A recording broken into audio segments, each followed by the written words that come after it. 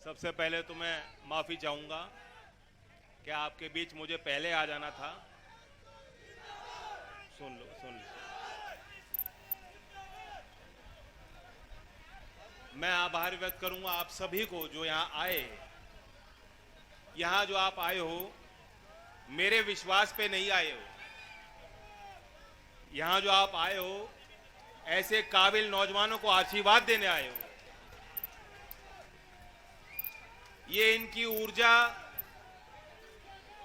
ये इनकी ताकत, ये इनकी पहचान मजबूत रहे, यही हम सबकी प्रार्थना है।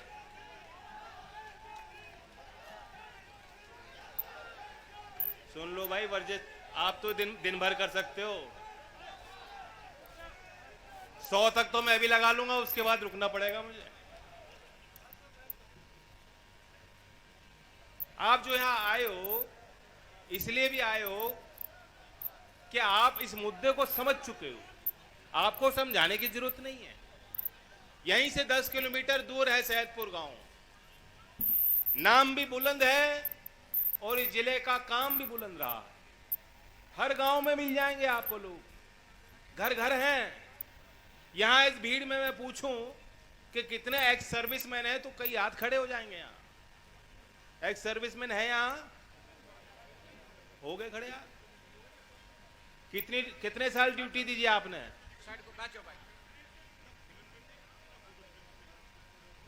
युद्ध में लड़े हो 1971 में। क्या जब आप भर्ती हुए थे आपको मालूम था कि इतनी तनख्वाह मिलेगी?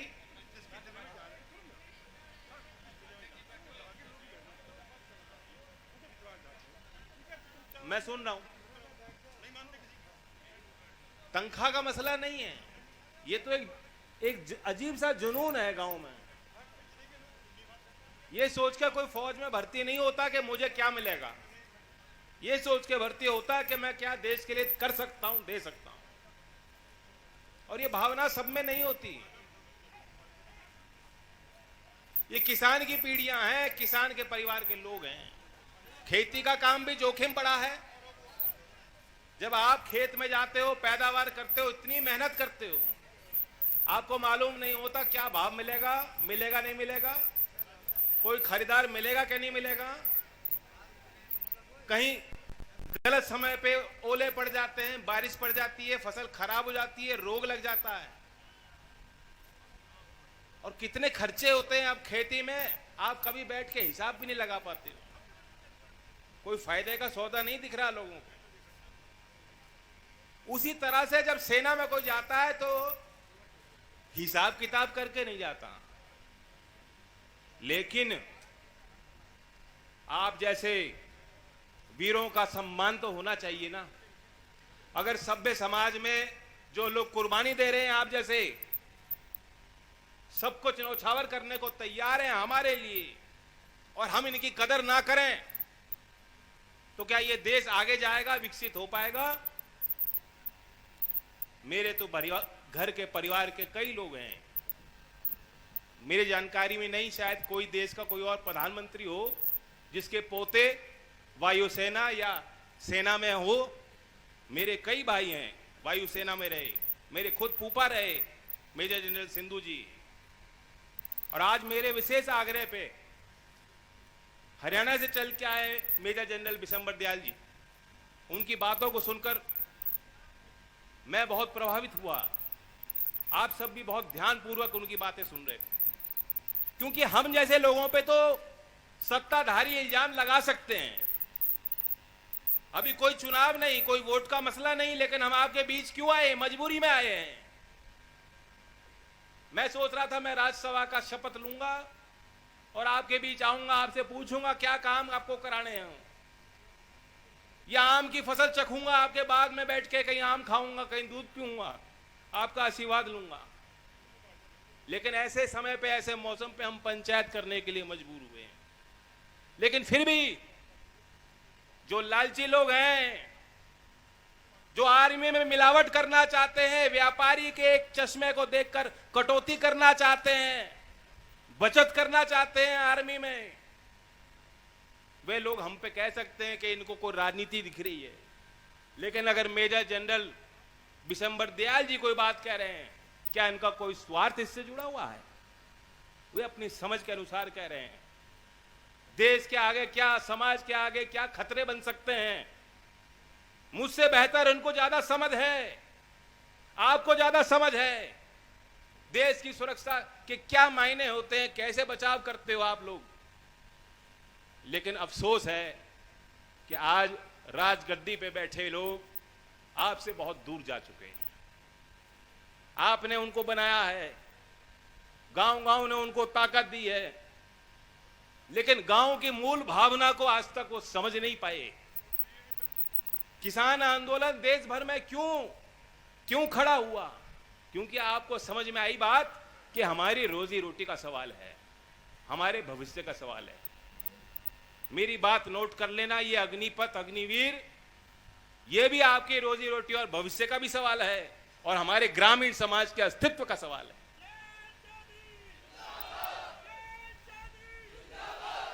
नौजवानों को तो डराया धमकाया जा रहा है, लेकिन सरकारी तंत्र में जितने लोग मौजूद हैं, अगर कोई ऐसा कर रहा है तो उनकी ड्यूटी है, मेरी उनसे कोई लड़ाई नहीं। लेकिन वो भी ध्यान कर लें, आज जो सेना के साथ खिलवाड़ हो रहा है, जो मिलावट करना चाह रहे हैं, कल को यही मिलावट आपके साथ होगी। पुलिस कर्मियों को कहा जाएगा कि 4 साल आपको अपनी जो यूनिफॉर्म है उसको धुलवाना है, उस पर कलफ लगानी है, उसको इस्त्री करनी है और 4 साल बाद वो यूनिफॉर्म उतार के लौटानी है, क्योंकि ठेके पे आपको रखा जाएगा। और जिस दिन ऐसा नियम आएगा तो आप भी सोचने के लिए मजबूर हो जाओगे। लगातार यही पतन हो रहा है और मोदी जी को देश में कोई समझाओ ना समझाओ, मैं समझ गया हूं। वो जैसे छोटा बच्चा होता है जिसको मालूम नहीं होता कि कहां क्या खतरे हैं, कहीं भी हाथ डाल देता है, उसी अंदाज में वो काम करते हैं कि देखूं तो क्या होता है। बिजली का तार पकड़ लेंगे कि करंट लगता है कि नहीं। इसलिए मैं आपके यहां पंचायत कर रहा हूं। जब कोई पंचायत नहीं कर रहा, जो चुनाव हार गए वो पस्त हैं, जो चुनाव जीत गए वो मस्त हैं, लेकिन लोकदल का कार्यकर्ता आपके बीच है। मैं आपका करंट लेने आया हूं। ठीक जैसे मोदी जी दिल्ली में बैठ के आपका करंट ले रहे हैं और आपको करंट दे रहे हैं, वो देख रहे हैं कि ये जो नया हमने एक्सपेरिमेंट प्रयोग किया है, कहां तक हम सफल होते हैं। अगर कोई विरोध नहीं होगा तो कल को सड़कों पे मैं कहूंगा नाचो, तो देश की जनता नाचेगी। आज हालात ये हैं कि आपकी जेब कटेगी और बीजेपी का वर्कर आपके बीच में आके कहेगा बहुत अच्छा हुआ आपकी जेब कट गई, तनाव खत्म, टेंशन फ्री रहो। बार बार आपका हाथ जेब पे जाता था कि बटुआ कहां है, बटुआ कहां है, जेब कट गई, कोई बात नहीं, मौज करो, मोदी जी ने तोहफा दिया है। ऐसा तोहफा तो अंग्रेज भी नहीं दे गए कभी। परमवीर चक्र विजेता कैप्टन बाना सिंह जी ने कहा कि देश के भविष्य के साथ ये खिलवाड़ मत करो। परमवीर चक्र विजेता योगेंद्र यादव जी कह रहे हैं, उन्होंने कहा कि देश की सेना मरने के लिए नहीं, मारने के लिए बनाई जाती है। देश की रक्षा के साथ खिलवाड़ मत करो। मुझे नहीं सुनना चाहते मोदी जी, तो कम से कम ऐसे सेनाधिकारियों को तो सुनो जिनको देश ने सम्मान दिया है, जिनको सर समाज में इनकी इज्जत है। उन्होंने हमारे लिए खून दिया है, कल को हमें खून देना पड़े उनके लिए हम खून देने को तैयार हैं। ऐसे बुद्धिजीवियों का सम्मान अगर हमारा समाज नहीं कर पाएगा, कुछ नहीं बचेगा। ये क्रांति का वक्त है, ये संकट की घड़ी है, ये परीक्षा की घड़ी है। जिन लोगों को आपके पसीना बहाने से बू आती है, दिक्कत आती है किसान को गले लगाने से, वे लोग आज एयर कंडीशन कमरे में बंद हैं और वहीं मीडिया को बुलाकर इंटरव्यू देंगे और कहेंगे कि वाह वाह वाह बहुत क्रांतिकारी कदम है, रिफॉर्म आ गया। रिफॉर्म कोई कड़वा शब्द तो नहीं होना चाहिए। रिफॉर्म का मतलब सुधार होना चाहिए। सुधार का मतलब आपको फायदा। कोई ऐसी नीति हो, कोई ऐसा कानून हो जिससे आपको फायदा ना हो, उसे रिफॉर्म नहीं कह सकते, सुधार नहीं कह सकते। वे दमनकारी नीति है, अहंकारी नीति है। आपसे किसी ने पूछा था क्या? मन की बात में किसी ने चिट्ठी तो नहीं भेजी थी मोदी जी को? बताओ नौजवानों। नहीं, देखता हूं कभी कभी नागपुर की चिट्ठी, कभी पुणे की चिट्ठी, कहां कहां की पढ़ते हैं वो। आपने बुलंदशहर से किसी ने चिट्ठी तो नहीं भेजी थी कि हमें अग्निवीर बनना है? और ठीक कहा बिशंबर जी ने, सेना सेना होती है। ये नए नए नाम क्या दे रहे हो? कल को अगली भर्ती करोगे, अग्निवीर पार्ट 2 कर दोगे, अग्निपथ पार्ट 2 कर दोगे। कोई फिल्म है? ये अमिताभ बच्चन की फिल्म नहीं बना रहे हो आप। नाच गाने का काम नहीं है, बहुत गंभीर विषय है। आपसे पूछ के नहीं किया गया। सेना के जितने जानकार लोग हैं, और मैंने खुद वीके सिंह को सुना था, जब दोपहर में वो तैयार नहीं थे, उनसे पूछा गया कि ये नई योजना आई, आपके क्या विचार है? कहते देखना पड़ेगा क्या परिणाम होते हैं। और शाम को टेलीविजन स्टूडियो में बैठ के वो कह रहे थे, गुणगान कर रहे थे कि वाह वाह बहुत अच्छी योजना है। पूछा नहीं उनसे, उनको मालूम नहीं था। उनके पार्टी में हैं, सेना के सबसे बड़े अधिकारी रह चुके हैं, सांसद हैं, अपने सांसदों की राय प्रधानमंत्री नहीं ले रहे। मैं आज आपकी राय लेने आया हूं। अगर आप कहोगे लड़ तो मैं लड़ूंगा, अगर आप कहोगे आराम से घर बैठ तो मैं बैठने को तैयार हूं। पूछना चाहता हूं आपसे, यह कोई छोटा मसला नहीं है। सीधे सीधा हिसाब लगाओ, 15 साल की नौकरी बेहतर होती है, 4 साल की नौकरी बेहतर होती है। शादी नहीं होगी, लोग कहेंगे पक्की वाली लाओ पहले। ये भाजपा वाले कह रहे देखो इतने अच्छा काम कर दिया, नौकरी दे रहे हैं मोदी जी, नौकरी दे रहे हैं। 2019 में सारे 80,000 भर्ती हुए थे। अब सरकार कह रही है कि 4 साल बाद हम 15,000 को भर्ती करेंगे। यानी पहली पक्की भर्ती 2019 के बाद 2026 में होगी। 2026 तक एक नौकरी नहीं है। नौकरी मत मानो इसको, ये नौकरी नहीं है। 2026 में 15,000 लोगों को नौकरी देके मोदी जी कह रहे हैं 19 में 80,000 दिए, 26 में 15,000 देंगे। वाह, ताली बजाओ। ये कोई ताली बजाने की बात नहीं है। आप तो मुझे ऐसे ही फॉलो कर रहे हो जैसे भाजपा वाले मोदी जी को करें। मतलब घट गए हम, कहां खड़े हैं। निजी क्षेत्र में नौकरियां किसको मिलती हैं? हमारे वाले तो वैसे ही फेल हो जाते हैं। पगड़ी टोपी पहने वाले जो बैठे हैं, इनका आशीर्वाद है तब अगली पीढ़ियां बच रही हैं। यहीं दिल्ली के समीप हम रहते हैं। हमने सपने, यहां गांव बुलंदशहर के बच्चों ने सपने तो देख रखे हैं, मुंबई, दिल्ली और विदेश के। खर्चे दिल्ली के हिसाब से कर रहे हैं और पूंजी और कमाई बच नहीं रही। जिस तरह किसान में आप बैठ के हिसाब लगाओ, बिजली सबसे महंगी है उत्तर भारत में, यूपी में, खाद महंगा, क्या फसल के भाव में उछाल आया है? गेहूं में कुछ रेट तेज हुए थे, तुरंत उन्होंने रोक लगा दी, तुरंत प्रतिबंध लगा दिए कि नहीं नहीं, निर्यात नहीं होना चाहिए। कभी देश में जो बड़े पूंजीपति पैदावार करते हैं उनके ऊपर प्रतिबंध लगा है क्या? स्टील पे, सीमेंट पे, जो चीज आप खरीदते हो उस पे कोई सरकार ने उसके व्यापार पे कभी प्रतिबंध लगाए नहीं। वहां तो खुला व्यापार होना चाहिए, खुला व्यापार होना चाहिए। खुला व्यापार नीति है हमारी साहब, बड़े उदारवादी नीति के हैं मोदी जी। वहां तो लिबरल हमें गवर्नमेंट चाहिए, तो दखल ना दे, हमारे व्यापार में दखल ना दे, लेकिन किसान के खेत में दखल दे, किसान को जमीन से बेदखल कर दे, किसान की अगली पीढ़ी को नौकरी से बाहर निकाल दे। यह हमें बर्दाश्त नहीं होना चाहिए। इसलिए हमारे अंदर गर्म खून है, गर्म मिजाज रहा और उसका फायदा देश को मिला। इसलिए हमारे लोग शायद ज्यादा सेना में भर्ती होते हैं। एक मिजाज होता है, फाइटर का एक स्पिरिट होता है। हमें बताया जाता है हम तो क्षत्रिय हैं। पश्चिमी उत्तर प्रदेश के बच्चा जब आंख नहीं खोलता उसको बताया जाता है तू तो लड़ाकू विमान है, बेवजह उलझना मत। लेकिन अगर कोई दिक्कत आएगी तो लड़ना ये सारे नौजवान जानते हैं, उसका लाभ देश को मिला है। लेकिन यही जड़ें काटना चाहते हैं जो किसान आंदोलन जिस क्षेत्र में हुआ, जानबूझकर कि यहां से भर्ती ना हो, बुलंदशहर से भर्ती ना हो पाए, हरियाणा, पंजाब, राजस्थान, यूपी, उत्तराखंड, जिन प्रदेशों से ज्यादा आज भर्ती हो रही है वहां भर्ती रोकने के लिए योजना लाए और कोई इनकी मंशा नहीं है और बचत भी नहीं हो रही। आपको 15 साल बाद पेंशन देनी होती, अब 4 साल बाद सरकार का खर्चा बढ़ गया कि नहीं बढ़ गया? 4 साल बाद देगी सरकार, तो इसके तो ना सर है ना पैर है। ये तो घोषणा है, इसके पीछे कोई नीति भी नहीं है, कोई कानून नहीं है, कोई नीति नहीं है, ये तो घोषणा कर दी।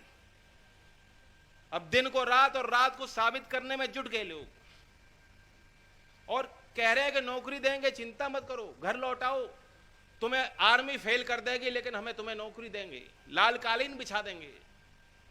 आज ग्रुप सी की नौकरियों में पूर्व सेना के लिए कोटा है कि नहीं? 10% का कोटा है और आपको मालूम है कि 10% के सापेक्ष कितने पूर्व सैनिक रखे गए हैं? 1.2।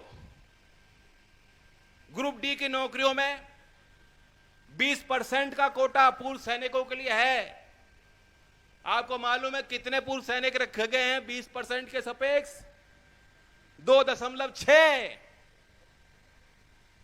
22,000 नौकरियां 32 केंद्रीय मंत्रालयों में हैं जो आरक्षित हैं पूर्व सैनिकों के लिए। आपको मालूम है कितने पूर्व सैनिक रखे गए? 1.6%।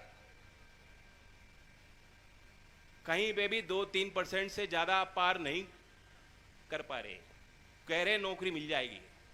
घातक क्या होगा मैं बताता हूं, जो व्यवहारिक बात है। आज जब ये बच्चे दौड़ के लिए जाते हैं, तैयारी करके जाते हैं, भर्ती होगी, परेड के लिए जाते हैं, जब ये घर वापस मायूस होकर आते हैं तो इल्जाम अपने ऊपर लगाते हैं। दोष सेना को नहीं देते, अधिकारी को नहीं देते, कहते हैं मुझ में कुछ कमी रह गई होगी इसलिए मेरी भर्ती नहीं हो पाई, मैं फिर कोशिश करूंगा, यही कहते हो ना। लेकिन एक बार तुम्हारी भर्ती हो गई और तुम्हें बताया गया तुम भर्ती हो गए, अग्निवीर बन गए, और 4 साल में जब तुम्हें फेल किया जाएगा तब अपने आप को तुम दोष नहीं दोगे, तुम दोष दोगे कि फलाने अधिकारी ने, और फलाने जाति का अधिकारी था और फलाने क्षेत्र का अधिकारी था, उसने पैसे ले लिए, तरह तरह के आरोप, अंतर विरोध भारतीय सेना में जो नहीं होने चाहिए। भारत सेना का हम सम्मान करते हैं, कोई सवाल उस पर पूछ नहीं सकता, हमारी हैसियत नहीं कि उनके लिए गए फैसलों पे हम सवाल कर लें। लेकिन ये बच्चे जब फेल होके मायूस होके घर लौटेंगे 4 साल बाद, ये घर घर में वो मायूसी और तनाव आपको महसूस होगा। अब तब कोई उपाय नहीं है। 4 साल बाद कोई कंपनी इनके घर में, आपके गांव में इनको नौकरी देने वाले आने वाली नहीं है। बीजेपी वाले कह रहे हैं हम गार्ड रखेंगे, आलीशान उन्होंने बड़े बड़े कार्यालय हर जिले में बना रखे हैं, आज भी वहां गार्ड है। उस गार्ड की नौकरी काट के इनको गार्ड बनाओगे तो कौन सी उपलब्धि समाज को दे रहे हो? ये हमारे लिए उपलब्धि नहीं है। गार्ड बनना हो, गार्ड देना हो तो आज ही दे दो। गार्ड बनने खातिर कोई सेना में नहीं भर्ती होगा, गार्ड बनने खातिर कोई अग्निवीर नहीं बनेगा। मैं तो कहता हूं कि जितने वीआईपी लोग हैं, वाई श्रेणी, जेड श्रेणी, कितने उनके पीछे चलते हैं, यहां बेफिजूल में इतने पुलिस वालों को लगा दिया ड्यूटी पे। हम यहां कुछ करने वाले नहीं थे, हम तो राय मशवरा कर रहे हैं, हमारा संवैधानिक हक है, हम विरोध करना चाहेंगे, विरोध करेंगे, तरीके से करेंगे। लेकिन मैं पूछता हूं कि आपको खर्चा कहीं बचाना था, कटौती करनी थी, मोदी जी को अकाउंटेंट की कैची कहीं चलानी थी, तो ये जो वीआईपी के आगे और पीछे चलते हैं ब्लैक कैट सिक्योरिटी, मुझे तो जरूरत नहीं है, इन्हें क्यों जरूरत है? वहां खर्चा बचा लो। 20,000 करोड़ रुपए जो नए संसद भवन पे खर्च कर रहे हैं मोदी जी, कोई जरूरत नहीं है, वहां पैसे बचा लो। 4,500 करोड़ के नए 2 जहाज खरीदे अपने लिए। उन्होंने कहा चप्पल पहनने वाला व्यक्ति हवाई जहाज में जाएगा, उस हवाई जहाज में कभी नहीं जा पाओगे। 4,500 करोड़ का है वो। 4,500 करोड़ वहां बचा लो। नहीं, लेकिन उनको पेंशन नहीं देनी जी। पेंशन का बहुत बड़ा बोझ है। सैनिक को पेंशन, फौजी को पेंशन मिल जाएगी तो देश तो गर्क में चला जाएगा। जो देश सैनिक को, फौजी को अगर पेंशन नहीं दे सकता तो वो देश सुरक्षित नहीं रह सकता।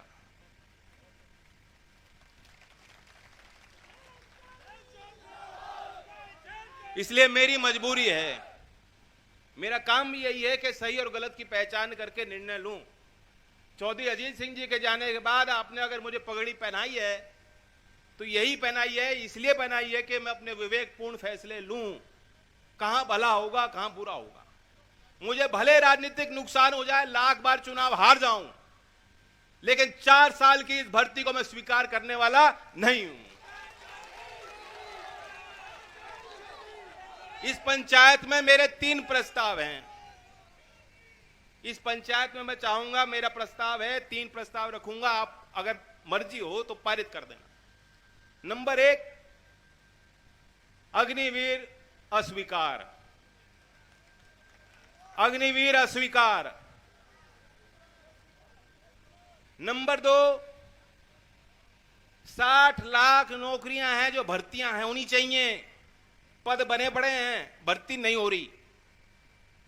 जो अधिकारी हैं वही साठ गांठ करके रोके रहते हैं कि भर्ती मत होने दो, हमारे बीच से कोई प्रमोट हो जाएगा। और जब भर्ती निकलती है उसमें भ्रष्टाचार होता है। अभी यूपी ऐसा है, दरोगा की भर्ती निकली है, जो बच्चे फेल हो गए थे उनका नाम मेरिट लिस्ट में आ गया। कैसे आ गया योगी जी? अब जब कोर्ट जाएंगे तो सारी भर्ती जो है रुक जाएगी। किसका नुकसान है? ये हमारा, इन नौजवानों का नुकसान है। तो दूसरा प्रस्ताव मेरा यह है कि सरकार समयबद्ध तरीके से, बिना किसी भेदभाव के, जो अगर कोई पद सरकार ने ही तो बनाया है, ये सरकार का ही तो हिसाब था कि हमें पद चाहिए, नौकरी चाहिए, इतने लोग चाहिए मंत्रालय को चलाने के लिए, विभाग को चलाने के लिए, सरकार की योजनाओं का लाभ आप तक पहुंचाने के लिए अगर उतने कर्मचारी चाहिए तो समय पे भर्ती हो। क्या राजी हो इस बात के लिए? और तीसरा प्रस्ताव, क्योंकि जो चौधरी चरण सिंह जी ने कहा, किसान की बहुत बड़ी भूमिका देश की अर्थव्यवस्था में है। ये तो सीधा अटैक आप पे पड़ रहा है। जो आपकी अगली पीढ़ी है, आप उनसे पूछोगे वो खेती नहीं करना चाहते, वो सरकारी नौकरी की फिराक में करते हैं। लेकिन किसानी के मुद्दे पे मेरा तीसरा प्रस्ताव हो कि किसान का सम्मान आज नहीं हो रहा। गन्ने का 14 दिन में इन्होंने भुगतान की बात कही थी, क्या पेमेंट हो रहा है? मास्टरों को लगा दिया था कि भूसा इकट्ठा करो। अब मास्टरों को कहा गया है कि अग्निपथ समझाओ। इतने समझाने की क्या जरूरत है? अगर अच्छा है तो समझ में आ जाता। और योगी जी कह रहे हैं कि ये जो पशु घूम रहे हैं, अगर किसान इनको छोड़ेगा तो मैं मुकदमा दर्ज करूंगा, जेल में डाल दूंगा उस किसान को। तो मेरा तीसरा प्रस्ताव यह है कि किसान का इस देश में सम्मान होना चाहिए, अन्नदाता का सम्मान होना चाहिए, हमारी गिनती होनी चाहिए। हमारी गिनती नहीं हो रही यार। सहमत हो? राजी हो? ये पंचायत का सिलसिला 16 तारीख तक रहेगा। मैं आप सबको निमंत्रण देता हूं, जहां तक आपका सामर्थ्य है, और लड़ने का सामर्थ्य अगर आप में नहीं तो देश में किसी में नहीं है।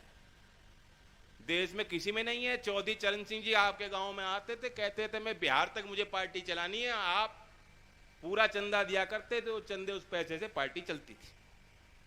आप में मादा है, लड़ने की क्षमता है। इसलिए मैं आपके आगे सर झुकाकर कहना चाहता हूं, इस लड़ाई को लड़ लो। ये मेरे लिए लड़ाई नहीं लड़ी जा रही, ये नौजवानों के लिए लड़ी जा रही है। हमारा कर्तव्य बनता है, नैतिक कर्तव्य है, हमारा धर्म ये कहता है हमें लड़ना। ये सही लड़ाई है। इस लड़ाई को लड़ो और 16 तारीख तक जो पंचायत हो रही है, 16 तारीख को फैसला लें।